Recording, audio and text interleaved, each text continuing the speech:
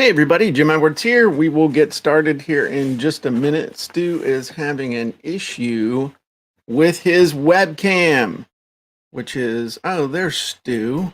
Great. See, I willed you into working. Okay. I don't know what happened.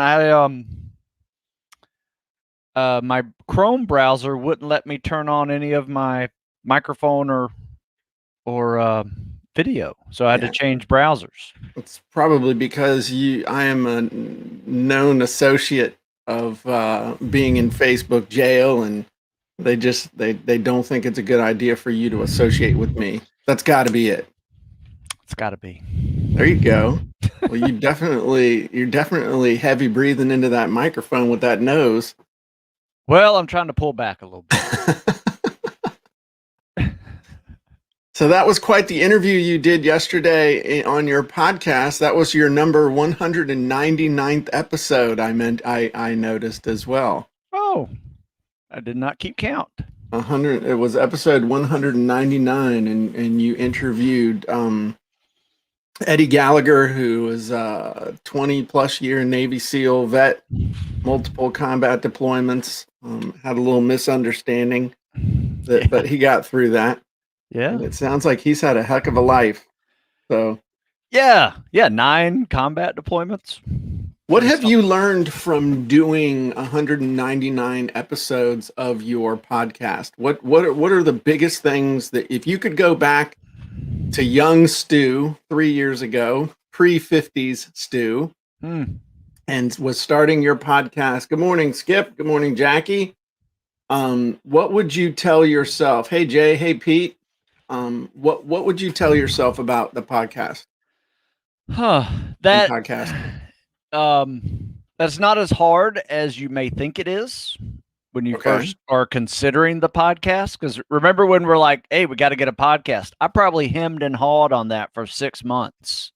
Yeah. Right. I could be at 250 right now had I started, had I known it was as easy as it can be. Right. But no, it's fun. I think it's another very cool tool to repurpose content. So I started out the podcast just basically talking about articles I have already written. Okay. And I wasn't interviewing anybody. I had a guy on there that would basically just ask 10 questions that went with the article. He knew the articles well enough to ask me those questions. Was that Jeff?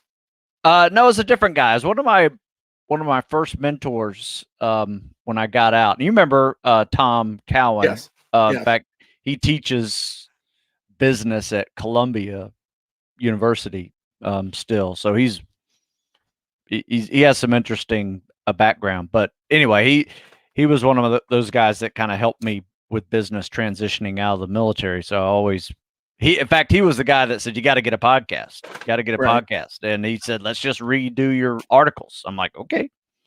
So he kind of pushed me in that direction. And then, you and I were talking about it as well at the same time. And I was like, I'm going to figure it out, Jim. And so figured it out, and look at us now. We both have a couple hundred podcasts under our belt. Yeah. Well, between the two of us, we've got over 300 podcast episodes. And it's interesting. You just dropped 3 nuggets and didn't even realize it there. One way to do a podcast is just to ask and answer questions. Either you can answer the questions yourself, or you can have somebody ask you questions. Sometimes that's kind of what we do here too. It's like, sure, I don't know what we're going to talk about, so we'll just talk about stuff. The other thing you can do is talk about specific topics. Okay, the topic for today is blank, and we want to cover these 5 things. And again, you can do it yourself. You can do it with a friend. The other one is to interview different people. And you've kind of slid into this in the last few or the last 100 or so, with the 2 through and after concept of talking to people. And hey, Namita, hey, Civil. And The interesting thing, though, is that there's really two ways. I'm keeping track of this on my Redneck iPad. I was told yesterday that it's okay to call it a Redneck iPad if you are a if you are a redneck. It's okay to disparage a group if you are part of the group. Okay. So the thing that is interesting is when you interview somebody, one of the things that you do is, and John Lee Dumas, the Entrepreneur on Fire podcast, which is just massive. It's a massive podcast. He asks, and you follow a similar pattern, that you ask the same questions. You have the same framework for every single podcast, and you plug a new person into the podcast. Hey VJ, hey Carlin. And contrast doing that versus doing, like, having to come up with a new set of questions for every new person that you interview, or the same people that you have back. To talk about the mindset behind that, and just what's up. Well, one, it's easy. I mean, I have them written out in hand, written out by hand in a little notebook that I keep on a little pedestal right next to my computer, and I just read them off. Now, I also have them typed out so I can just print them, or not even print them out, just cut and paste them into an email and say, hey, here's the questions I'm going to ask you. Think about these. And for instance, my interview yesterday, I didn't even have to ask the first 5 questions because he just flowed with it and answered the first 5 questions for me in one long, session of answering questions. And so I just moved on to number 6 and just kind of, went pretty smooth with it. So it does enable you to kind of just sit back and let your guest do the speaking. That's what people want to hear anyway, especially when you have an interesting guest on. Yeah, I think that is probably one of the best things to do as a podcast interviewer, is let the guest do most of the talking. Yeah, that's something I have a problem with. I can't shut my big fat mouth. Yeah, I mean, you have people on that compliment what you're talking about, though. You're not necessarily guest interviewing them, right? They are part of your show versus you having them on to learn about, their journey or whatever. So it's you can have so many different formats, and I think that's the beauty of it is, if you get creative enough, you can not be creative and just redo content on it, or you can get really creative and come up with your own niche, and next thing you know, it's really popular. Well, it's interesting, the thing with having the same questions that you ask different podcast guests is it's like, if you're an actor and you really, really know your lines, or if you're a comedian and you really, really know your jokes, you're not worried about what you're going to ask. You're not worried about what you're going to say. You can listen. It's like you can spend your time listening to what they're saying and figuring out how to guide and draw out good stuff. And hey, that's interesting. Nobody's talked about that before. And so you can have that flow where you're listening to them and really paying attention, but you also have that conversation going on in your head. Like, where do I want to take this route? Where do I want to take the guests so that I can take them in the direction that's really going to be a benefit to my audience, because I know my audience so well, as opposed to, hey, am I going to be able to get through all these questions? And he's not really giving me the answer that I want for this one question. We only have about 20 minutes left, and I've got 3 questions I need to get through. And then we got to have the call to action. We got to have and then you tell them thanks and it's over. One thing you can really do is, if you have these 10 questions nailed down, your questions can be created in a way that actually tells a hero's journey, because we all have them. Yep. You just may not have told your story in such a way that it resembles that approach, but you can definitely interview your guest and take them down this hero's journey road, which is very appealing to people. Makes good content. you, whether you realized it or not, is exactly what you do with to, through, and after. Absolutely. How'd you get to it? That's kind of that's the Luke Skywalker want to be a Jedi Knight or want to be a pilot, and then the through is the whole journey, and then the after is, hey, you made it. Now where do you go from there? It's taking your character to the next level. So that's exactly what that is creating that whole hero's journey thing. Did you do that on purpose, or was it just happy circumstance? No, I did it on purpose because I learned it through you. Oh, okay, I learned cool. what that hero's journey was. Now, I've always understood a little bit about, storytelling, Right. but I had never heard of the hero's journey until it came out of your mouth. Right. So I was not one of those type of writers that knew what that meant. In fact, right. I remember when I interviewed one of these other guys who was a Navy SEAL, went to Harvard afterwards, became a journalist, photojournalist, and now he goes all over. He's like a war correspondent now. It's really cool story. And I just said, I'm just going to take you down the hero's journey. And he knew exactly what that was and almost was surprised that I knew what it was. Yes. It's not something that is necessarily common. What you mean? You're not a big dumb jocks, dude? You're like smart, cerebral dude. Did you major in liberal arts? Did you get a liberal arts degree, or did you get an engineering degree?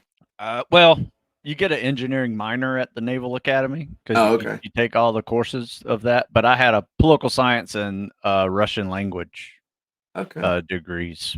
So. All right. So it's interesting though that you bring that up, and I know we're going to be talking about hero's journey on the podcast here in a few minutes. That's the podcast topic, or is that the Jim and Stu show topic? Did you read the email I sent you? Yes. What we were going to talk about? Yeah. We were going to talk about how to get more done in less time. Hacks to increase productivity. Right. The other one is Secrets of Telling Stories. Yes. Yes. Okay. There you go. Yeah. That was kind of a lead in. All you had to do was just say yes. Yeah. No, I just want to be a smart ass. Yeah, I did read it. Yes, telling stories. Yeah, secrets to telling stories. So we can get into the productivity hacks here in just a second, but I want to ask you a question. And I'm not meaning to put you on the spot or embarrass you or anything like that, but Eddie said basically, I read your book, I did your 12 weeks to BUD/S. He's not the first high profile SEAL I've ever heard say, like I remember that fireside chat one where, Marcus Luttrell and what's his face, Rob O'Neill, and these other guys sitting around like, how'd you get to BUD/S? And they were talking about, I had this mentor and this other, and this dude's like, I read Stu Smith's book and did it like a bunch of times, and this is a badass guy. And he's not the first. I mean, all these guys, so many of these guys. How does that make you feel? And how do you stay? I'm asking you honestly, as your buddy, how do you stay so humble with the impact that you have had on this elite world of all these people? Well, first of all, you're kind of a big deal. Well, thank you. But first of all, I remember the first SEAL I ever met. Mm-hmm. Right. And I tell him to this day, I've been friends with him for 30 years now. And I remember I tell him to this day that, he's the first SEAL I ever met. Whenever there's a big crowd of people, that we're talking to, I was like, this is the first Navy SEAL I ever met. It's a big deal, so I understand how they feel when they read about this and they think they know me because I've, they've done my workouts and, it's the first SEAL thing I've ever done. And it's a big responsibility. I take it as such. I want someone's first impression of what they want to do, no matter what it is, to be a good one. And so whenever I work out with 800 kids at the Naval Academy, at the same time. I do this little group workout with them, and I want that experience for them to be really fun, really good, really motivating. And they learn something as well, not only about the process, but about themselves. So yeah, I take that really seriously because I think it's very important. But they humble me because, all these guys, I've been writing for 20 plus years now, and we just so happen to have been in war for 20 plus years. Almost 20 years almost. And, every kid that I met knew they were going to go to war when I was training them, and that gives me hope for the future. And I'm just honored to be a part of their journey in some way. So Very there cool. you go. And see, I know you as just a nice suburban dad that sends me workouts that hurt real bad. So there you go. I love death by push-ups. No, I don't. That's a tough one, and it's tough to do by yourself. You got a group of people, real easy. Everybody's talking, and it's easy to get through that with other people, but by yourself, it sucks. Yeah, it does.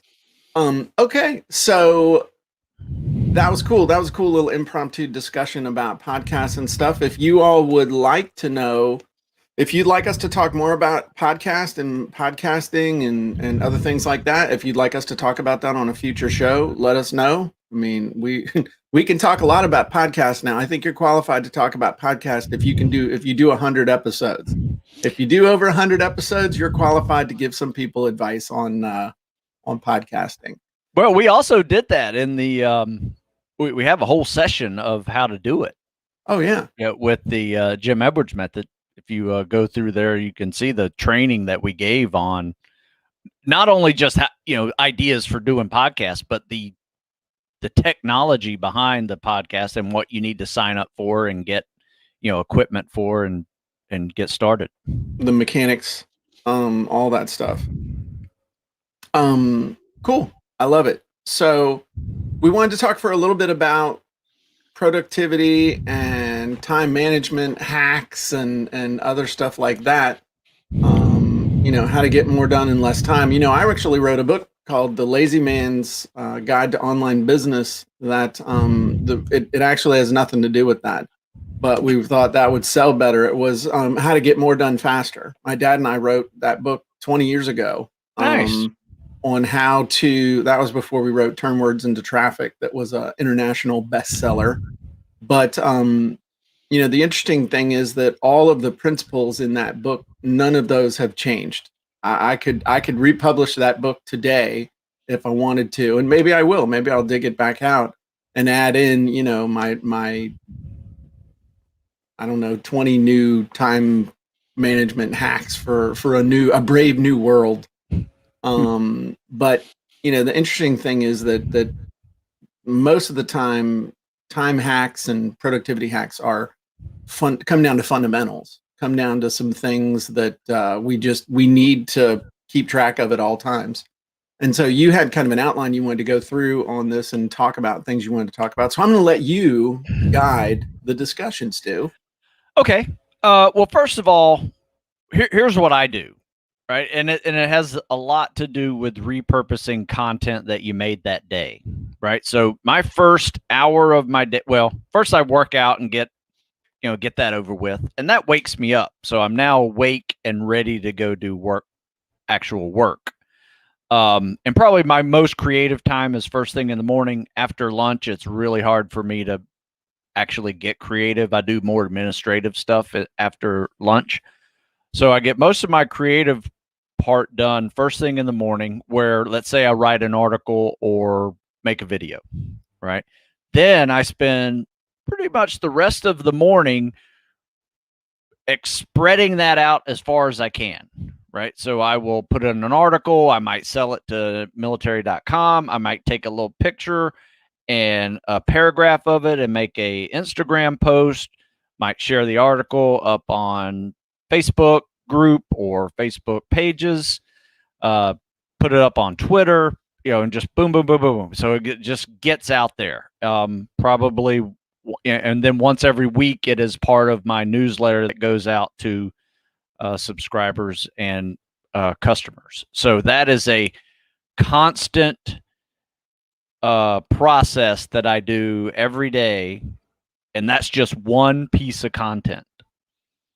And so it's just multiple forms of getting the same thing out there as quickly as possible. To be honest with you, it's not unlike what you're doing right now with StreamYard. We are putting this content out on the internet in multiple places at the same multiple time. places all at once, and that is really what it comes to. It's making your life even easier, getting more done in less time. Right. I mean, you think about what we used to do when we first started doing stuff together. You had to figure out how to record the video, and then we were using GoToMeeting back then. We'd use GoToMeeting, and we could only record the screen. And then you record the screen, and then you got to get it out, and you got to try and chop it up, and it's just hours and hours and hours of time. Whereas with this, we can literally go on my profile, on my page, on the group, on LinkedIn, on YouTube, on Periscope, and on my website all at the same time. And people, that StreamYard, if you get that one, it costs like $40 a month or something. It's like $200 a year. And it's like, do you not understand what a time saving that is? You're trading a little bit of money for a whole lot of time. And this is like the third solution we've used to be able to do this kind of stuff. There was one before Zoom, and then we used Zoom, and now this one. Yeah. And I think one thing that you said though, and I think what sparked this was earlier this week, I was on somebody's podcast that's all about productivity, and his podcast is only 15 minutes long because that's the whole thing of time management. And that's his shtick, which is kind of cool. That is cool. And one of the things that he asked me was, how are you able to get so much done? And Stu gave the golden nugget there. You got to have a schedule. You got to go to bed at basically the same time every night. You got to get up at basically the same time every day. You need to know when your most creative time is and maximize that. So like Stu works out first thing in the morning. I can, but I don't like to. I like to work for about 2 hours. I like to work ideally I work from 5 to 7 nonstop on something creative, making a wizard, writing sales copy. This morning I created the entire sales copy for this week's Funnel Fridays in 2 hours, which used to take me 2 days. Nice. But I've been dialing in the tools and doing some new stuff with the avatar. And so then I put out so much mental energy during that 2 hour time frame that I'm like, okay, it's time for me to, at 7 o'clock, I call my buddy Dexter. He and I talk for between 5 and 10 minutes. We talk, we pray. I let the chickens out. I make a chicken video real quick. I'm back in the house by 7:20.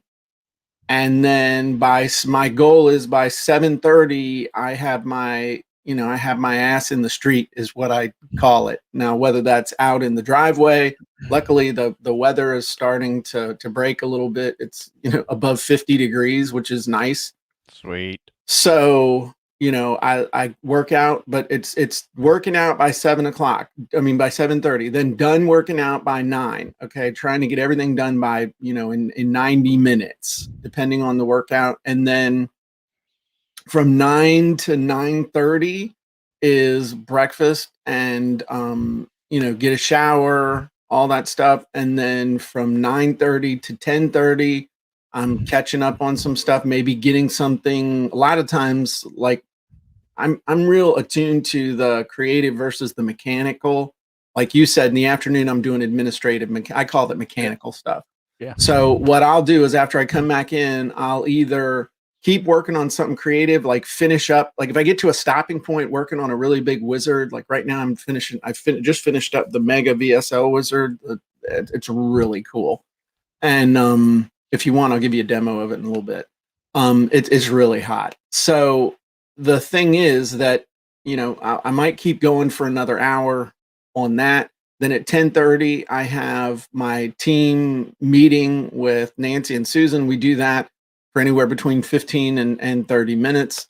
Then at 11 o'clock, typically what happens is that's when the meetings start. That's when or I'm doing a webinar. I either have a meeting or I have a webinar. So I'll have funnel scripts training. I'll have the Jim Elris Method Premium training. I have some sort of webinar, some sort of training. Then I eat lunch and I try and take a nap. If I can, my day is wonderful if I can take a 30-minute nap. If the dogs won't dance on my crotch while I'm sitting on the couch, I can actually take a nap for 30 minutes.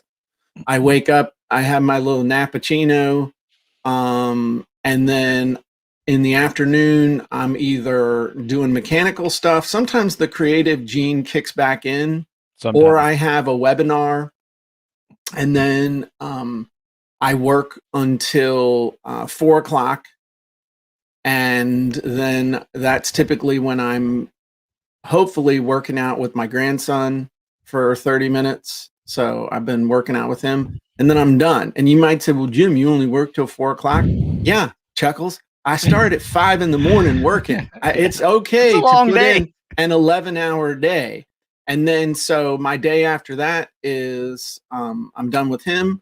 Terry and I are, we cook together. So we figure out what we're going to eat. We cook. Then we're watching, we like to watch series, on like Netflix or something. I don't like just watching one-off stuff. I like a giant long series. Same. So we'll watch 1 or 2 episodes of something, and then it's in bed at 8 o'clock. I'm reading some sort of fiction book for 30 minutes, and then it's literally lights out, and then it's wash, rinse, repeat. And I don't let myself get out of that routine on the weekend. Even on Sunday, it's Saturday night, Friday night, we're always joking, it's Friday night, we're in bed asleep at 8:30. That's fine. I'm happy with that. And then Sunday morning I go do the grocery shopping at 7 o'clock. Food line opens at 7. I'm there at 7. I'm doing the grocery shopping before all the, before it's getting crowded. I'm in, I'm out. But I mean, if you want to manage your time, you gotta make your time predictable so that you know when you're supposed to be getting stuff done and when you're not. Because another thing that creates a whole lot of stress is if you're not getting stuff done, then anytime you're not doing stuff, you feel like you should be doing stuff instead of knowing, okay, this is the rest period, this is the reconnect with family period, this is the workout period, this is the eating and nap period. Not the, oh crap, I'm not getting anything done and my life sucks and everything's going to hell and I'm going to lose my house.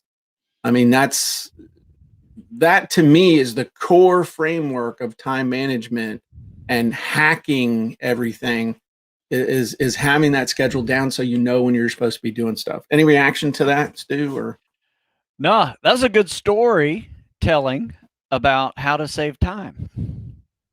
So we're blending the Jim and Stu show into the podcast almost. Nice. So no, you're exactly right. Scheduling is required. If it's not on the schedule, it doesn't exist. And I just try to be productive. I got one other tip, and this is something that I learned by accident, is that most people have a to-do list and they have a calendar and they view them as separate. So they put on the calendar, they put appointments, pretty much they put appointments, webinars, stuff like that. And then they have a to-do list that they're literally trying to do the to-do list in between the interruptions on the calendar, the meetings, the other stuff. And the problem is that if you're living by the calendar, then you don't want to start anything 15 minutes before a meeting. You don't really want to get involved in something, 30 minutes before a meeting or before a webinar, or before lunch or before this, or wow, the day's almost over. There's no point in getting something started then. And then when something's over, it's like, okay, well, let me just take a break for a few minutes because that was really tough meeting. Yeah, it's real tough to sit on your butt with Zoom and talk to people. But what I have learned is that if you take your to-do list and you put it on your calendar, so the thing that the number one item that you're going to do goes on the calendar with a specific time slot, with a specific date that you're going to do it, and you stick to that just like as if it was a meeting. So nothing, it becomes inviolable, which means you don't do anything else during that time. You train people in your life that, hey, I've got an appointment from 9 to 11, and they look at, you're scared, oh, they look at the calendar and see it says work on blog posts. That's not a meeting. Yes, it is. It's a meeting with myself, the most important person in my business. So if you adopt that mindset, that is the ultimate way to actually get stuff done. That's how you get stuff done, is by marrying your to-do list with your calendar. Otherwise, you just get to the end of the week, you're exhausted, and you have not gotten jack done. And then you're frustrated and can't sleep. And then your schedule gets all out of whack and everything goes to heck. So that would be my other big life lesson for time management.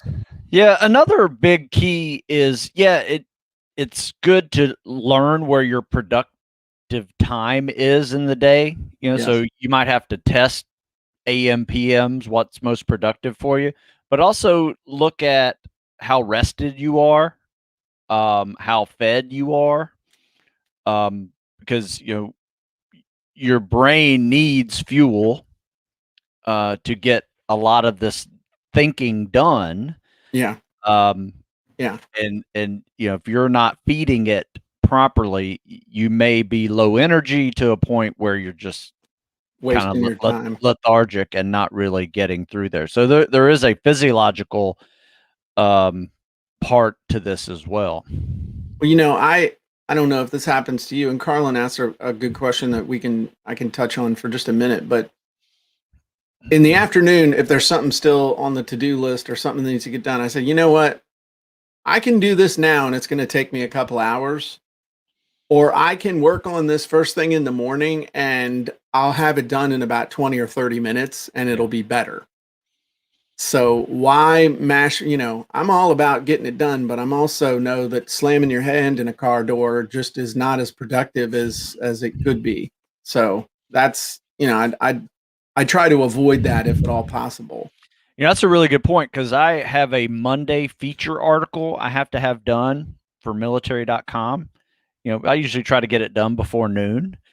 And sometimes on Sunday, I have a really good idea that's kind of pinging in my head, and I'll start getting that on paper, just to kind of set an outline for it. But You're right. I know that I could get this done on Sunday afternoon, but it's going to take me longer. Right. Versus I get that done first thing in the morning. I'm done in 35 minutes, 30, 40 minutes. Well, plus when you're supposed to be resting, you need to rest. When you're supposed to be working, you're supposed to be working. And I remember the very first time we ever went to Aruba, I worked the whole time we were in Aruba. And then I got to the end of the week and I was like, damn, I wasted my whole week of vacation doing work. And now I'm not going to get a vacation again for another year. And that stuck with me for the whole year, that pissed off feeling of I didn't get a break. And then Terry's like, well, you got nobody to blame but yourself. Yeah. So what I'll do if I get that kind of thing, like on Sunday, I'll noodle down a couple things. And then I will say to myself, okay, I'll take care of this in the morning. I mean, I literally tell myself, go ahead and keep thinking about it.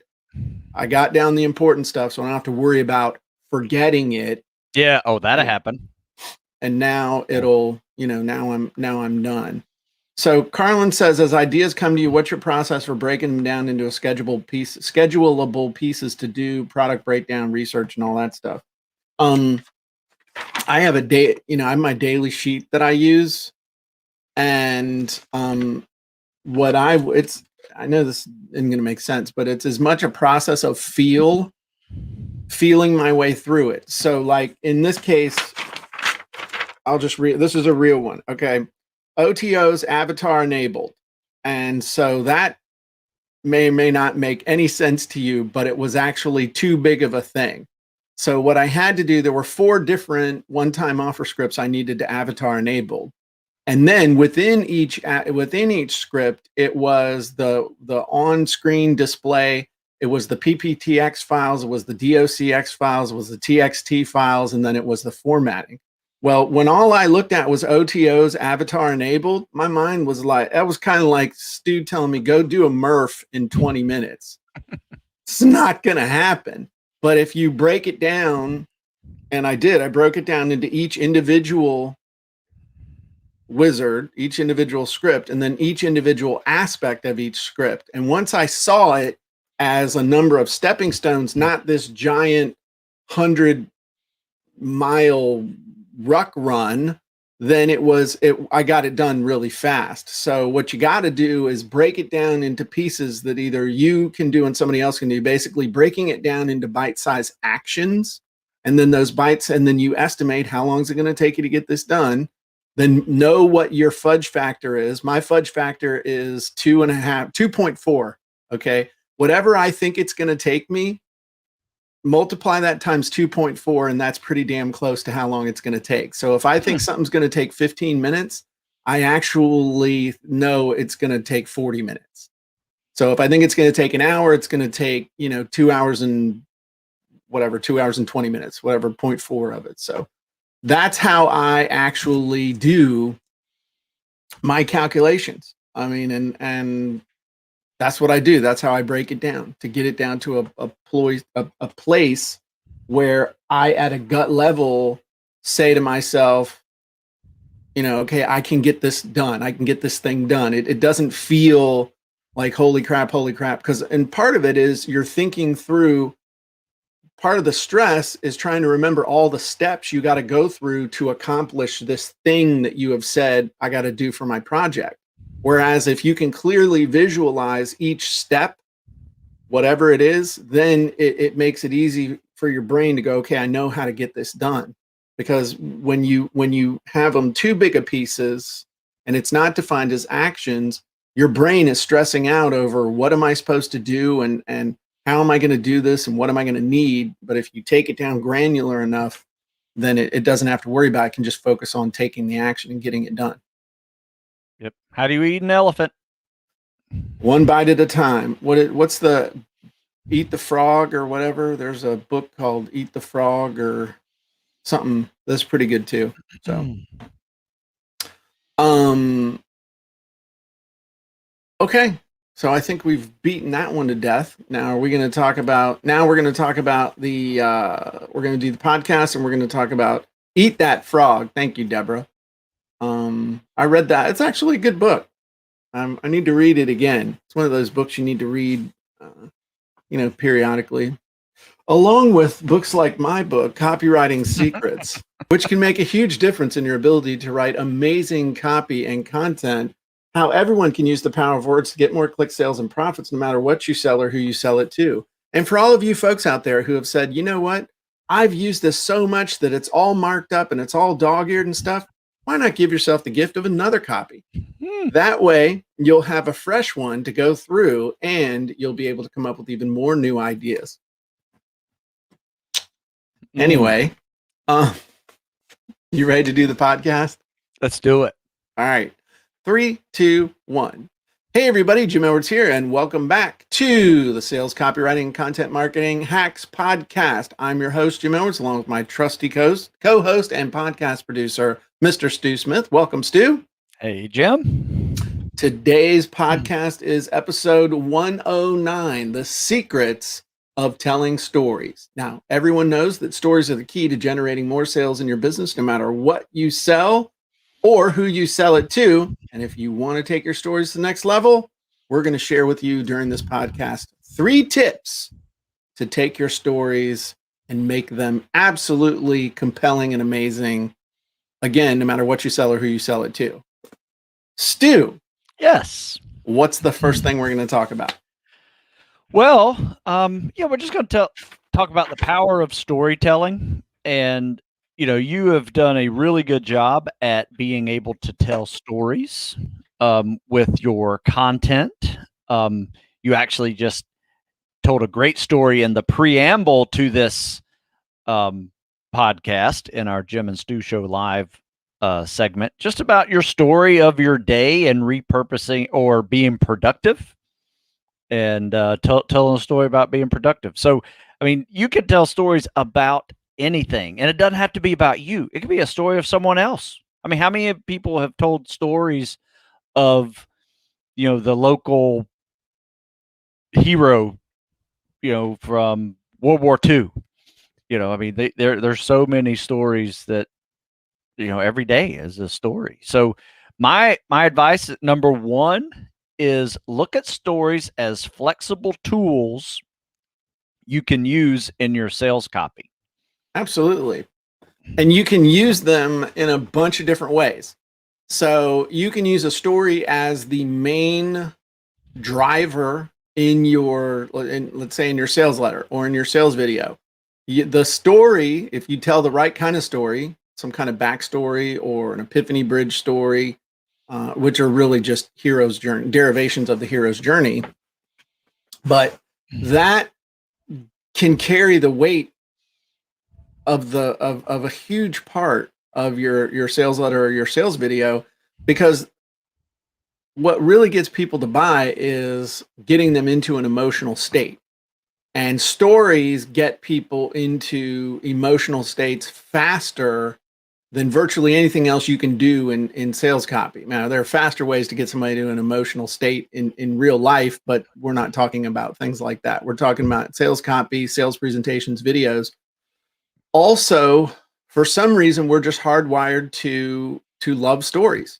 I mean, since little kids, look at your grandkids, your kids, how many times do they tell you, hey, tell me a story, especially if you're halfway decent at it. A few years ago, Stu came down for a visit. We were shooting some guns, doing some working out.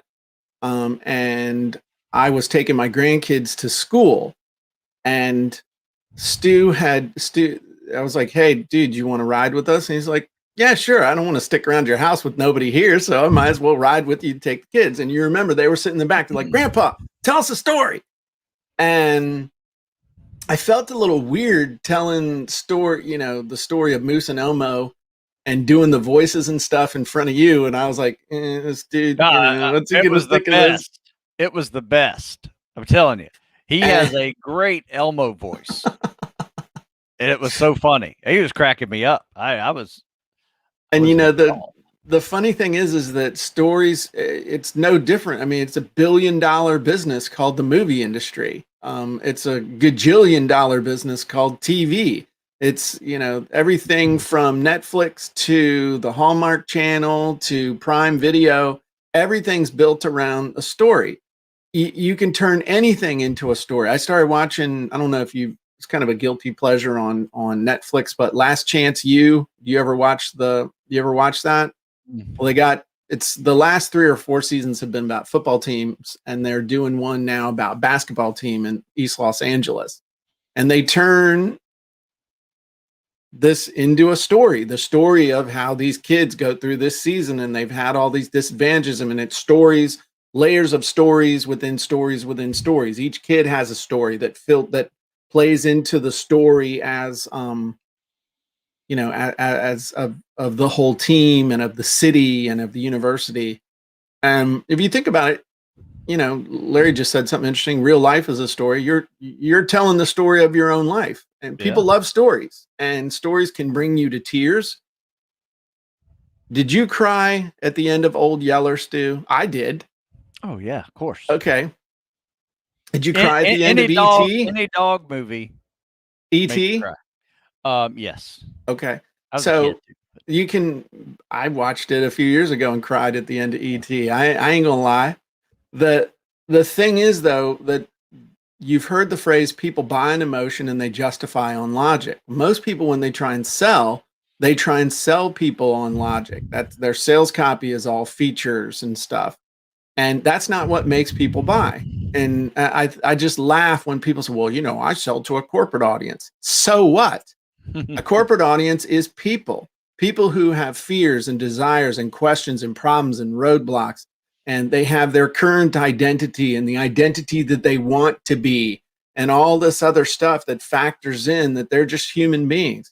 And stories are what sell people. So your ability to tell a story is super, super important. And when you understand the basic framework of a story, which you've heard the hero's journey, I mean, we can even make it, we make it even simpler. It has 3 acts. Okay. The first act is setting the stage. The second act is the conflict. And then the third act is the resolution. That's it. It's set the stage, conflict, and resolution. That's what makes a story. You got to have an enemy. You got to have something to push against, a circumstance, something beyond your control, a mistake. There's some sort of fulcrum, a turning point that always happens and creates the conflict. So you can use the story at the beginning. You can use the story to tell just about yourself. So thinking about a long form sales letter, you can put when you get to the part where it says, now that's a tall promise. And at this point you might be asking, who is Jim Edwards to teach me about sales copy? Well, let me tell you a quick story, which there's a tip right there. If you ever want to tell somebody a story, or you ever want to use a story, all you got to say is, hey, let me tell you a quick story. Let me tell you something happened to me the other day. In fact, people hunger for stories so much that they have learned to ask questions of other people to try and get them to tell a story without even knowing it. Hey, Stu, what's new? What's going on in your life? What's new with your kids? What's new with your wife? What's new with Parker? What's Parker up to? How's it going with beagles and, or all dogs, no politics? I mean, you're trying to get people to tell you a story so that you can be engaged. It drops little endorphins in your bloodstream, and it just feels good to listen to stories, especially stories at extremes. You want to listen to a story with a wonderful ending and an exciting ending so it makes you feel inspired, maybe even a little jealous, maybe a little bit, hey man, I wish I could do that. And then you want to hear stories with real crap endings or real hard, scary circumstances. So you can say, damn, I'm glad that's not me, buddy. Woo! And that's what we are programmed for whatever reason to love stories. Don't overanalyze it. Just use it and understand that you can use it in emails. You can use it in videos, in lives, and other stuff. And just try different stuff and see which ones hit. See the stories that really get people to resonate with what you're doing. And don't worry about how long it is. It doesn't have to be long. In fact, it needs to be kind of short. If you're placing this in the middle of your sales copy, like last week we had that 6-word story challenge. We did. That was kind of fun. Little difficult, but you can tell a story in 2 sentences. Tell a story in 1 sentence. But I mean, you can make the picture that you want to project in a very short period. It doesn't have to be, 2 paragraphs long, to get it done, or 2 pages even. But on the flip side, you also want to make sure that you're giving enough detail that you can, giving enough detail, sure, so that you can accomplish what you want from the story. It's I think what we're trying to say is you need to be strategic and you need to be on purpose with what you're doing. If the purpose of the story is to just intrigue somebody and get them to click a link in an email, you don't want to tell a 12 paragraph story. You can do it with a couple sentences. true. If the other purpose of the story is to establish yourself and your credibility and to take them on the journey that you went on so that they're mentally ready for the offer that you're going to give them, then it needs to be a little bit longer. If you're telling a story to 2 rambunctious kids that you want them to go to bed and your show is starting in 10 minutes, that story is only going to last 9 minutes. I can tell you. That's it. It ain't going any longer. Tell us more. That's for tomorrow night. So, and I think part of that is being able to fill the time needed you got to understand what what the purpose is in telling the story. You don't want to be the old guy that just bores the crap out of everybody with telling a story. You want to be the person that they look forward to hearing the story, and they're like, oh yeah, this is something new. So that's important too. The story should fill the time needed, but you definitely don't want to ramble. And I got to be careful of that. I don't know. I think it's called getting older, that you just want to fill in all the details. But Could be. sometimes you can tell a story better by leaving some of the details out and letting people fill them in. I think about the difference between, like, have you ever read a Tom Clancy book? Oh, sure. Okay. He's a great storyteller, but I can't read his books because he goes into so much detail. It gets very tedious. Some of those things, and the Navy SEAL had the Smith & Wesson M&P 15 converted with an auto sear that was positioned in you know what I mean? And it's, using an ACOG model 537 with a 3X model, blah, blah, blah, blah, blah. And it's like, come on, man, I just want the story. And on the flip side, you don't want to have so little detail, though, that people are like, that's it. I saw a dog. The dog got hit by a car. It was sad. A good way to have the reader add to the story is by simply asking a question. Right? Is this you? Right? Imagine this. You arrive at SEAL training, unsure if you're fully prepared, but after a few days, you realize you got this. Right. These programs will do that for you. But don't get cocky. Yeah. Are you worried about challenging yourself? Right. Or how would you feel in this situation? Or how would you feel if this happened to you? Does this make sense? And how do you, so that's a great point. Asking a question, they'll fill in a whole bunch of blanks and then keep moving on down the trail. Yeah. Which is a good one. So, and what's the third secret that we want to talk about? So the first secret was look at stories as flexible tools. The second secret was let the story fill the time needed, but don't ramble. What's the third one, Stu? Choose your purpose and tie your moral back to the end. Okay. Yeah. So I'm going to tell you a quick story. When I was a little kid, I used to read my mom's college textbooks. I would read college. She majored in history. I majored in history as well, mainly because I'd already read all the books by the time I was 13 and I wanted to drink when I was in college. So the thing was that I also read a whole lot of other books. Like I would read any mythology book I could get my hands on, like adult books about mythology. I read Roman mythology, Greek mythology, and I noticed that they were very similar. I'm like, hey, Mom, isn't this the same one that's in this other one? They're just calling them two different things. And she said, yep, absolutely right. But this is when I first realized that stories had morals. Then I was introduced to Aesop's fables and those things where they had, purposely morals.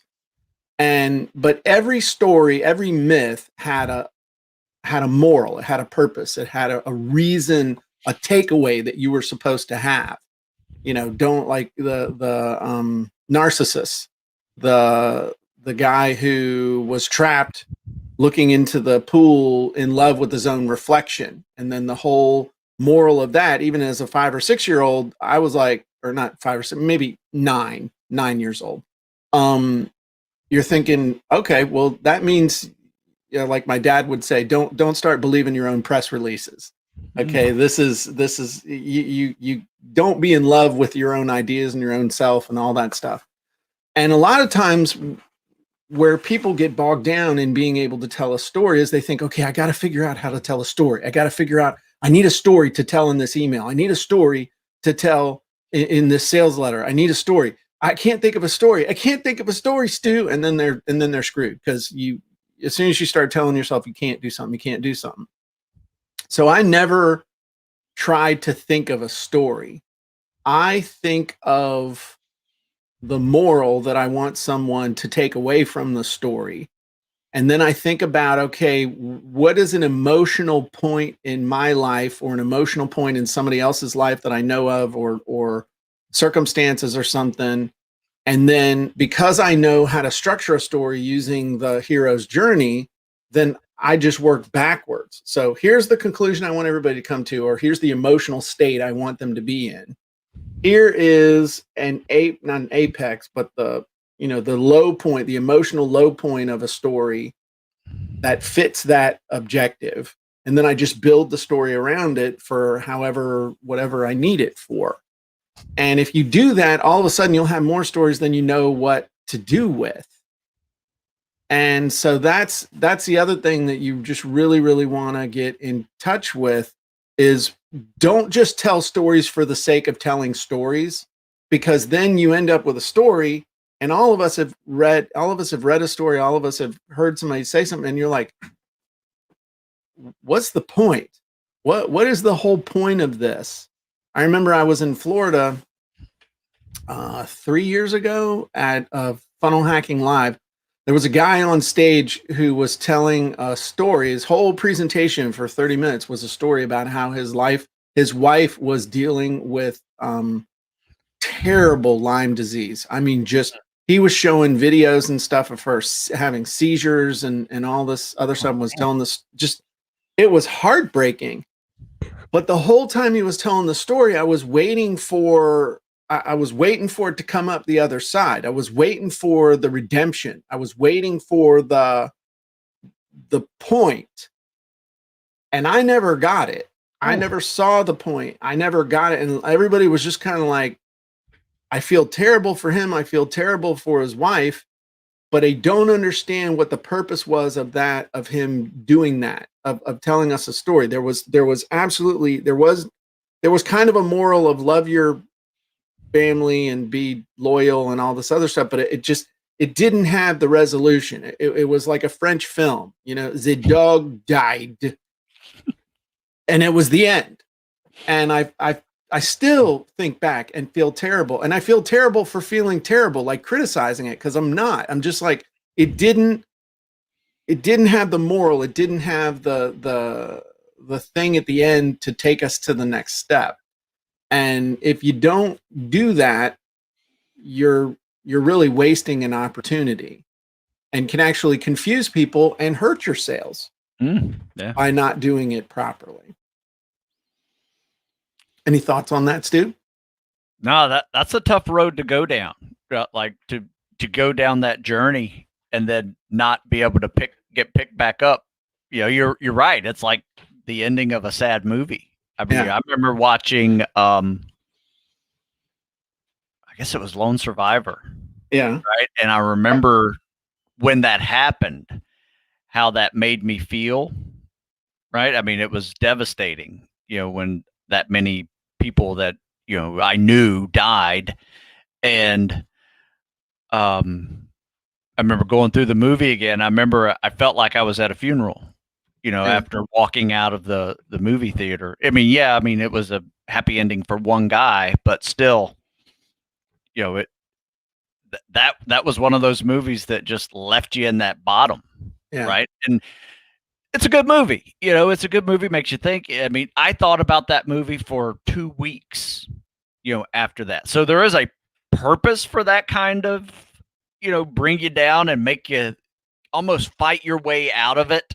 Yeah. Like to get back to a resolution internally. Yeah.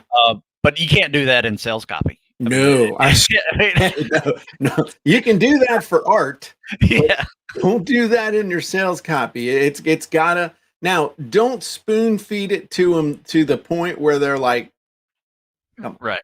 Yeah. You're just manipulating me now. And part of that is being authentic when you're telling stories. If you're telling authentic, real stories and you're using the right framework to tell the story, it takes care of itself. Carlin just said, let people's experiences feel in the details, or fill in the details, or feel by filling in the details. That's critical. And Deborah just said, make the story match the message. And you know, another thing on that too, Jim, sorry to interrupt, but you know, if you can tell a story in a way that is somewhat contradictory to your current situation, that is very appealing. I mean, when I tell people that I failed fitness tests when I first got into the military, people don't understand that. right. You know, it'd be like, you know, the fitness instructor who's lost 150 pounds and became a triathlete. Right. You know, people don't expect that journey to occur, but he shares a lot of the struggles that, you know, his future clients will share. You know, so What makes you empathetic? And Yeah. and when you can tell a story like that, it's one of the reasons why I don't enjoy telling the story of living in the trailer for 7 years. It sucked. Let me tell you what, living in a trailer park for 7 years sucks the big one. Having people, steal stuff from your yard that you can't afford to replace, siphoning gas, people stealing your heating oil, it sucks. I mean, kids out of control, feral children roving in gangs. And, I'm sitting there trying to make web pages and hear windows break. I hear a window break in my own trailer, and catching the kids throwing a rock through my bathroom window in the trailer, and knowing that if I take them to their parents, I'm either going to have a fight with the dad because I know who it is, or the kid's going to come back and light the trailer on fire and just basically screaming cuss words at him and tell him to get the hell out and never come back. And then literally having no money to replace the glass. So for 2 years, I had duct tape on my bathroom window, and it was considered normal. I mean, but when you tell people, they fill in the blanks. It's a great story looking back. It sucks writing the story when you're in the middle of it. But that's the thing. You're probably not writing a story about your current situation. But you're you know what I mean? But I wish I'd had I knew that something was going to change. I knew that it was things were going to turn around. I wish I had more pictures of me in the trailer park. I wish I had more pictures of me as Fat Jim.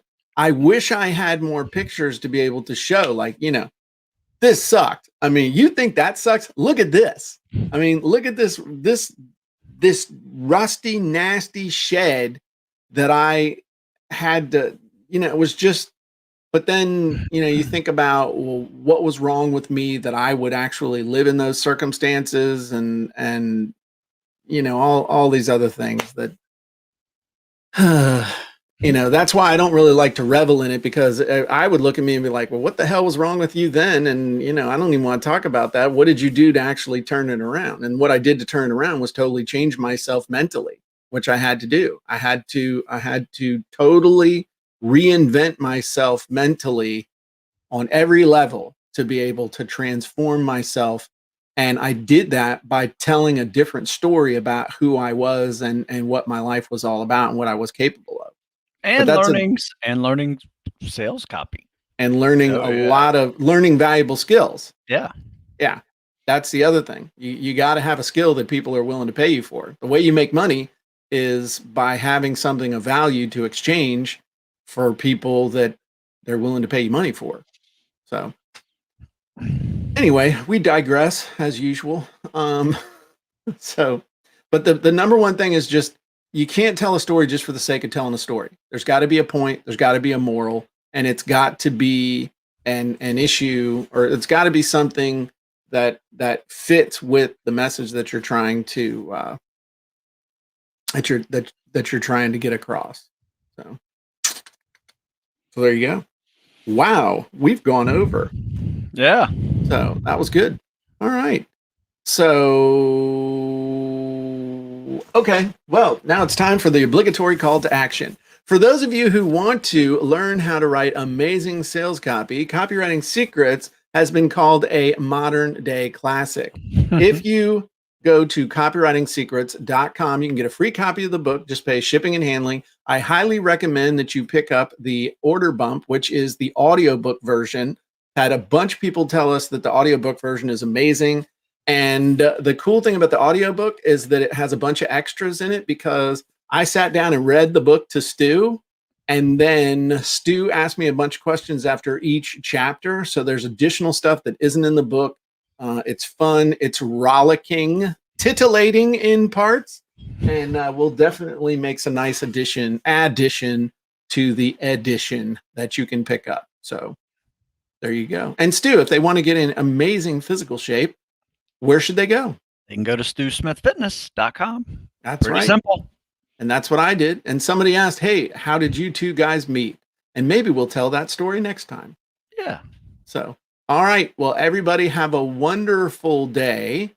And we will see you on the next episode of the Sales Copywriting and Content Marketing Hacks podcast. Also, head on over to the JimEdwardsMethod.com, sign up, and you'll be notified about the Jim and Stu show. Cool. Everybody have a great day, and we'll talk to you soon.